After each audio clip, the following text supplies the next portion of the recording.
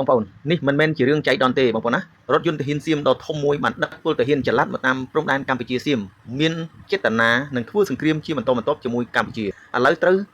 រថយន្តកលាប់សង្កត់ពលទាហានមិនដឹងស្លាប់ប្រមាណរូបប្រមាណទេបងប្អូនណាប្រាប់ហើយប្រាប់ទៀតថាកុំប្រមាថខ្មែរជារឿយតែងបែបនេះបែបនោះនេះហើយជាបណ្ដាសាដូនតាខ្មែរគ្រប់ស្ថានភាពហើយនៅតែមិនរៀងទៀតពួកអស់នេះ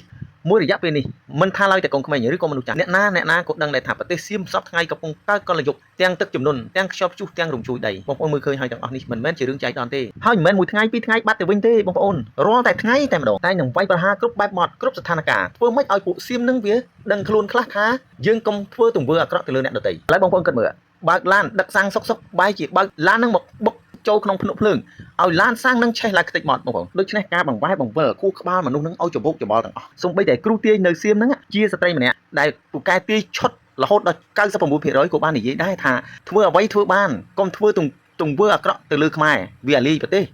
ពួកទាហានសៀមទាំងនេះមិនយកតែជាស្ដាប់ទេមានតែផ្កើនថែមហើយករណីមួយទៀតបើកឡានសុកបែរជាឡាននឹងផ្ទុះអត់ដឹងមូលហេតុធ្វើឲ្យខ្ទេចទាំងឡានស្លាប់ទាំងមនុស្សសួរថារឿងទាំងអស់កើតនៅឯណាគឺកើតនៅប្រទេសសៀមដដែលជាដដែលហ្នឹងតើវាកើតឡើងដោយសារអ្វីសូមបងប្អូនពិចារណាទាំងអស់គ្នា